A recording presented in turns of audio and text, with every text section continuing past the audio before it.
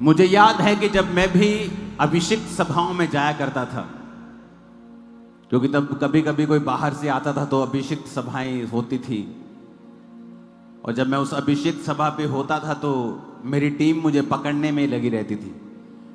मेरे spiritual sons नहीं, मेरे आसपास के जो मेरे भाई बहन होते थे।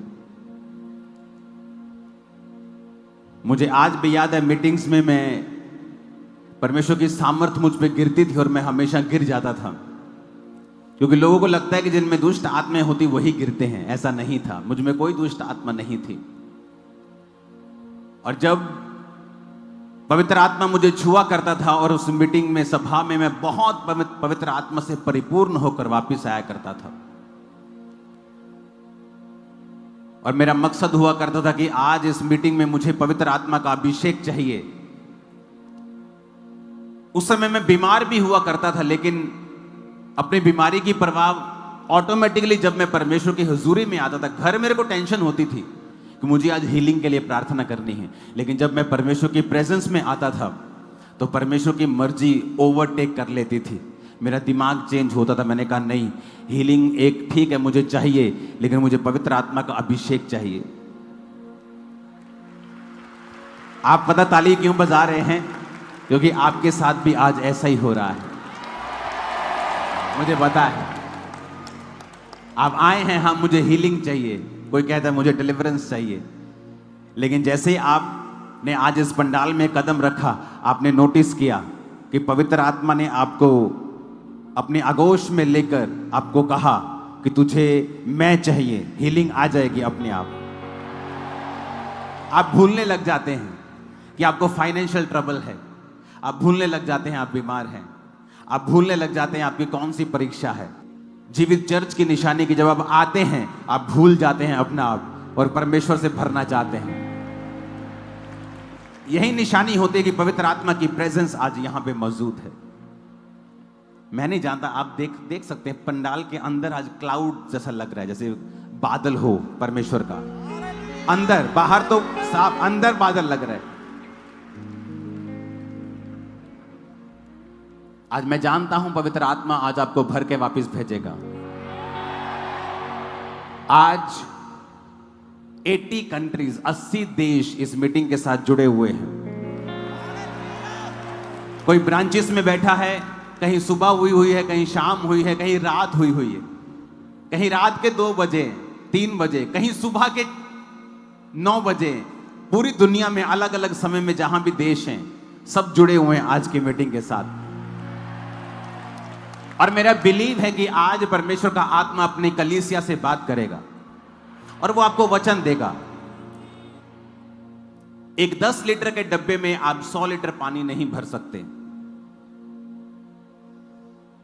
लेकिन अगर वो 10 लीटर का डब्बा ये प्रार्थना करता है कि परमेश्वर मुझे 100 लीटर की कैपेसिटी चाहिए, तो परमेश्वर उसको 100 लीटर पानी नहीं देंगे, परमेश्वर उसको कैपेसिटी बढ़ाने के लिए मदद करेंगे।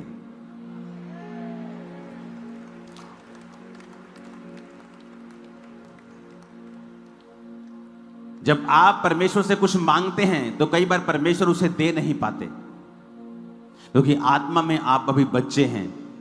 एक बच्चे को उसका बाप खिला सकता है, पिला सकता है, कपड़े दे सकता है, खुश कर सकता है, लेकिन उसे प्रॉपर्टी का वारिस, हैंडलर, साइन करने वाला अथॉरिटी नहीं बना सकता।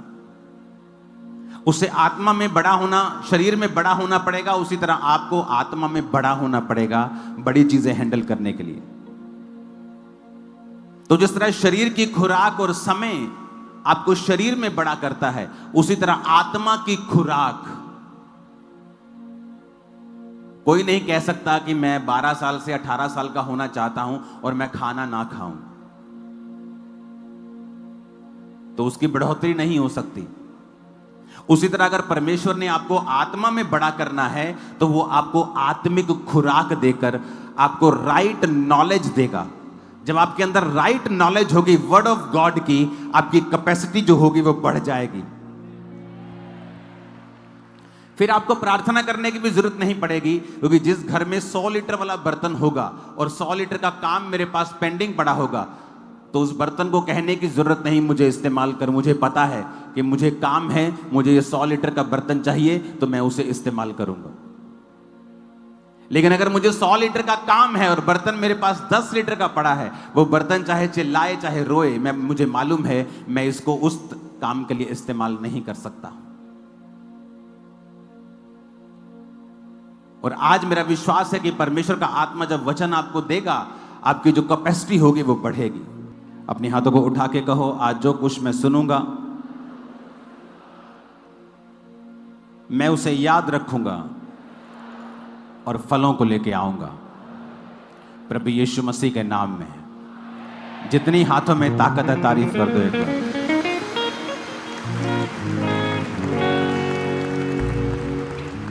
सब वचन को खोलेंगे, निर्गमन 15 उसकी 23 से लेके 25 आयत को। आवाज करनी आप बंद कर दो। अगर आपको ऑयल नहीं मिला, मिल जाएगा बाद में। कुछ नहीं मिला, कुछ करना है, सब बंद कर दो। वॉलंटियर खास तौर पे आप चुप कर जाओ। अपने पड़ोसी को बोलो ध्यान से सुन, क्योंकि वचन ही है जो तुझे शुद्ध करता है, तुझे तेरी लिमिट को खत्म करता है, तुझे लिमिटलेस बनाता है और आशीषित करता है। आमीन। आज बहुत से लोगों को पवित्र आत्मा भरेगा। एक बात याद रख के इसको अपने घरों पे लिख के रखने की कोशिश करो कि इस धरती के ऊपर आप कितना इस्तेमाल होंगे, यह परमेश्वर के ऊपर निर्भर नहीं करता है। क्या कहा मैंने? लोग बोलते हैं कि परमेश्वर इस्तेमाल करता है, किसी को ज्यादा किसी को कम।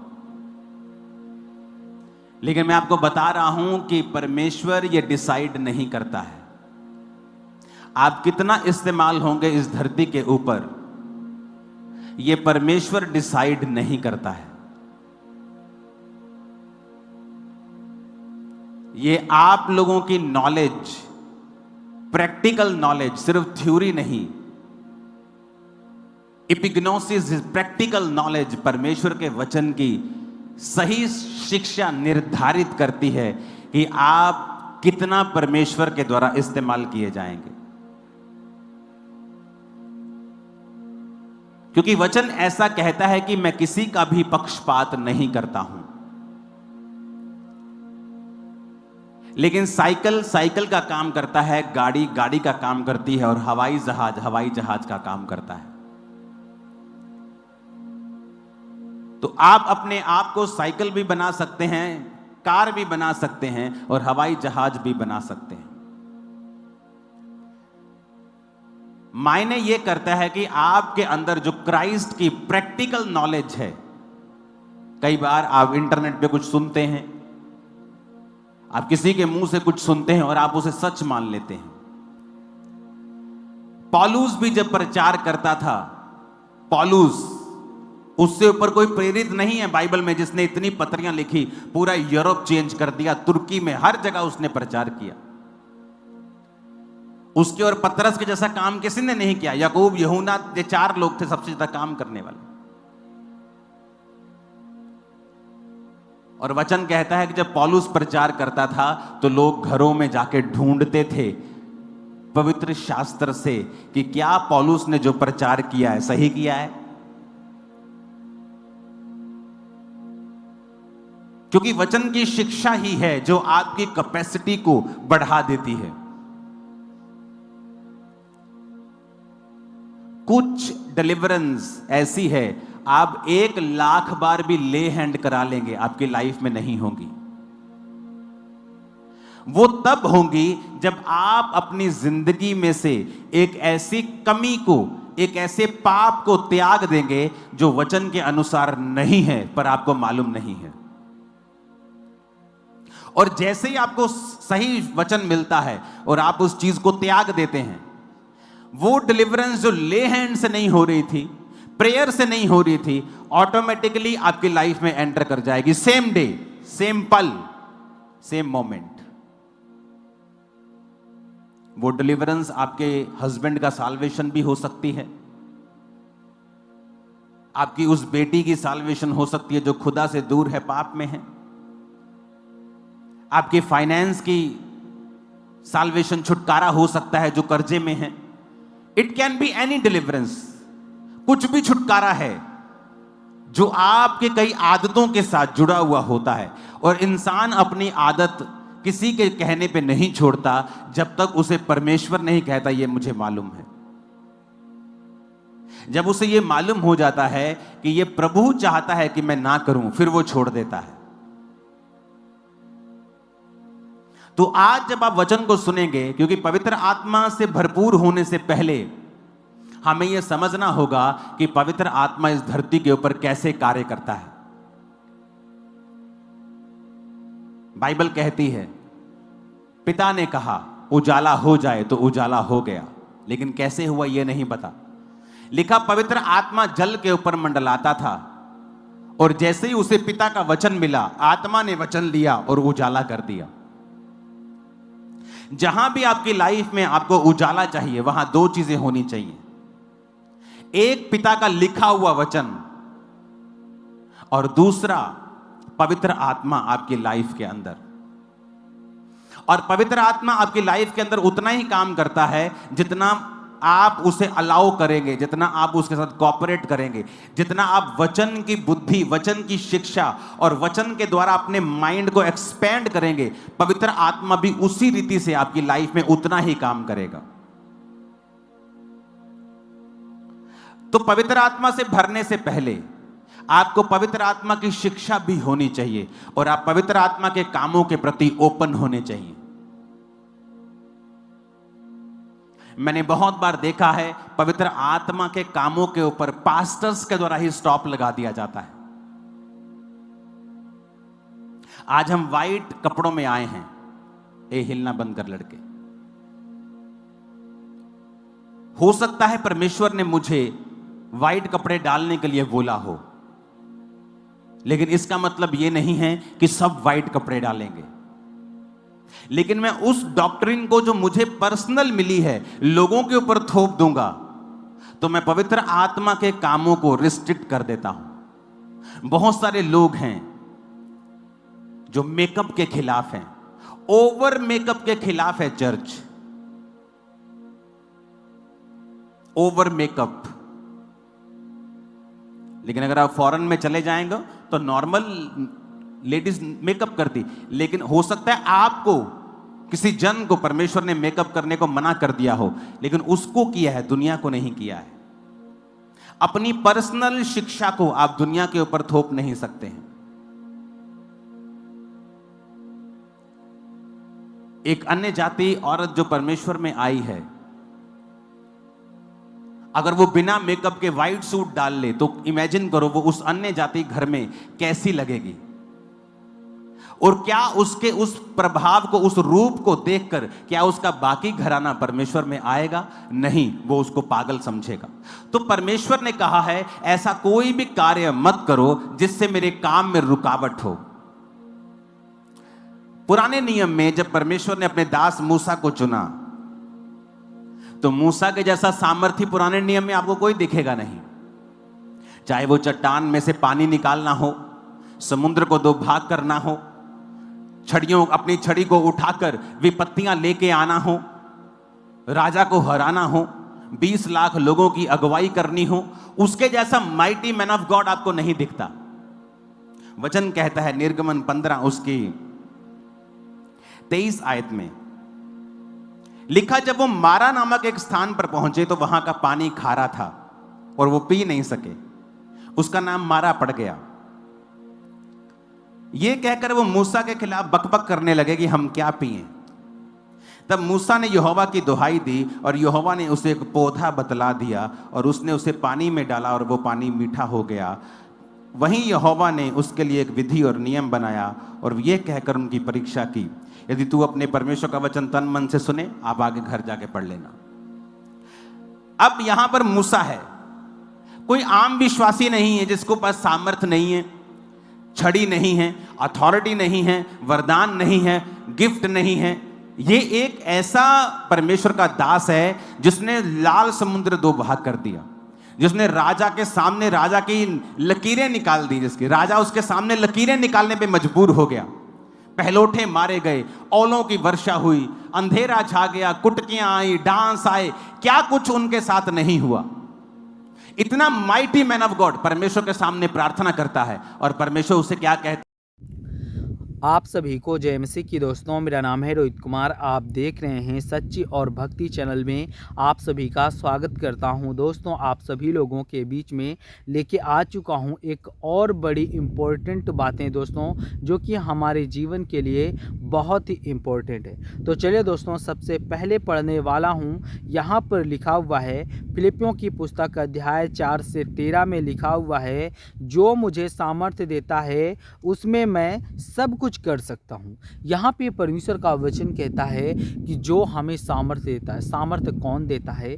परमेश्वर हमें सामर्थ्य देता है और हमें उसके लिए सब कुछ कर देना चाहिए और सब कुछ करना भी चाहिए, क्योंकि मेरे प्रियो वो हमारे जीवन के लिए बहुत कुछ करता है। और यहाँ पे पढ़ते हैं, लिखा हुआ है फिलिप्पियों की पुस्तक अध्याय 4 से 13 में लिखा हुआ है, जो मुझे सामर्थ्य देता है उसमें मैं सब कुछ कर सकता हूँ। और परमेश्वर का वचन कहता है यशायाह की पुस्तक अध्याय 41 से 10 में लिखा हुआ है, मत डर क्योंकि मैं तेरे संग हूँ, घबराना मत क्योंकि मैं तेरा परमेश्वर हूँ। मैं तुझे दृढ़ करूँगा और तेरी सहायता करूँगा और अपने धर्म के दाहिने हाथ से तुझे संभाले रहूँगा। और परमेश्वर का वचन कहता है भजन संहिता अध्याय 23 से 1 में लिखा हुआ है, यहोवा मेरा चरवाहा है, मुझे कोई घटी ना होगी। और परमेश्वर कहता है यूहन्ना की पुस्तक अध्याय 14 से 27 में लिखा हुआ है, मैं तुम्हें शांति दिए जाता हूँ और अपनी शांति तुम्हें देता हूँ, कि जैसा संसार देता है वैसे नहीं देता हूँ। तुम्हारा मन व्याकुल ना हो और ना ही डरने पाए। क्योंकि मेरे प्रियो परमेश्वर का वचन यहाँ पे कहता है भजन संहिता अध्याय 46 से 1 में लिखा हुआ है, यहाँ पे पढ़ते हैं, परमेश्वर हमारा शरण स्थान और बल है और संकट में अति साहस से मिलने वाला सहायक है। वो हमें हर एक दुख और तकलीफ़ों से आज़ाद करता है, हमारे जीवन के सारे संकटों को दूर करता है और हमको हर एक दुख से और हर एक मुसीबत से आज़ाद करता है। और यहाँ पे परमेश्वर का वचन कहता है, यहाँ पे लिखा हुआ है, परंतु पहले तुम उसके राज्य और उसके धर्म की खोज करो तो ये सब वस्तुएं तुम्हें मिल जाएंगी। आज मेरे जितने मसीह भाई बहन हैं, सभी लोगों से कहना चाहता हूँ कि परमेश्वर का वचन कहता है पहले तुम उसके राज्य और उसके धर्म की खोज करो तो ये सब वस्तुएं तुम्हें मिल जाएंगी। और यहाँ पे परमेश्वर का वचन कहता है पहला पतरस की पुस्तक अध्याय 5 से 7 में लिखा हुआ है, अपनी सारी चिंताएं उसी पर डाल दो क्योंकि तुम्हें उसी पर ध्यान है, उसी पर विश्वास है। अपनी सारी चिंताएं उसी पर डाल दो और अपने जीवन के सारे दुख और तकलीफ़ों को दूर कर दो, क्योंकि प्रभु आपको बहुत सारी समस्याओं से आज़ाद करवाएगा और आपके जीवन के सारे बंधन को तोड़ देगा। तो दोस्तों,